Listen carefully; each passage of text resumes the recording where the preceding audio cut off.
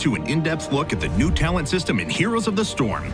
In each Heroes of the Storm match, you're given a series of talents to choose from every few levels to customize your hero.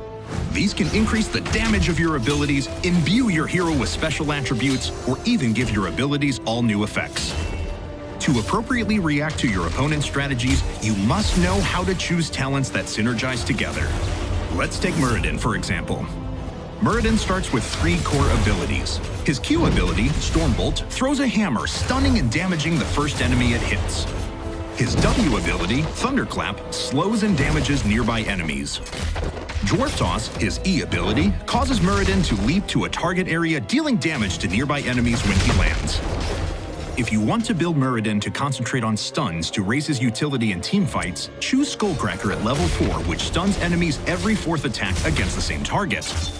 Improve Dwarf Toss at level 7 by taking Landing Momentum, level 13 by choosing Dwarf Launch, and level 16 by selecting Heavy Impact.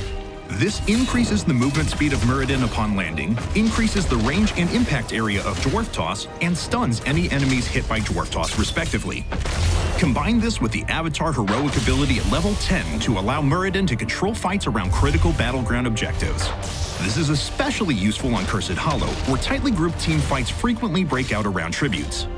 On the other hand, if you want to focus on damage, take Perfect Storm at level 1, which increases Stormbolt's damage by 5 for each enemy hero hit. Then, at level 7, take Piercing Bolt, which allows Stormbolt to hit an additional target. Every time you hit 2 targets with these talents, you'll actually gain 10 permanent damage on Stormbolt. With this build, choose Haymaker as your heroic ability at level 10 due to its strong damage and disruption. If you're on a large battleground like Dragonshire or Blackheart's Bay where large group teamfights tend not to happen, take Thunderstrike at level 13 to maximize your damage against single targets. If you're on Cursed Hollow or Haunted Mines, where fights are more grouped up around objectives, instead take Dwarf Launch to jump into the middle of a fight and Haymaker an opponent immediately.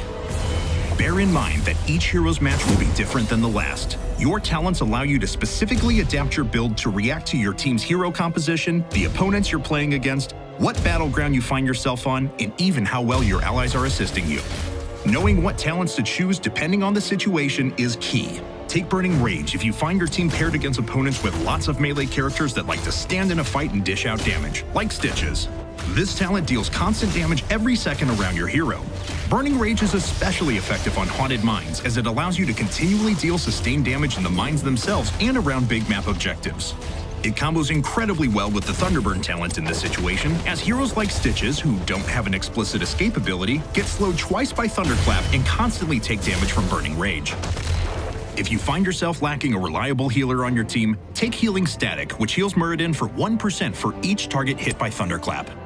If you combo that with the Thunderburn talent from level 4, which activates a second Thunderclap shortly after the first, you can double the amount of health gained very quickly from Healing Static, giving you much more sustained in lane and in fights.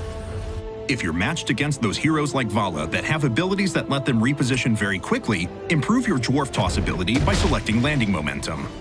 Landing Momentum gives you a 20% speed boost following Dwarf Toss, so if Vala keeps faulting away from you, now you can leap towards her and catch up to her with your movement speed boost. We'll be continuing to update the talent system as the game develops. We're looking at implementing systems that give you a view into your opponent's talents. This will give you the ability to reactively choose your build depending on what you see. That's all for this video. Don't forget you can register for beta access to the game at heroesofthestorm.com. This is Kevin Naki for Blizzard Entertainment. We'll see you next time.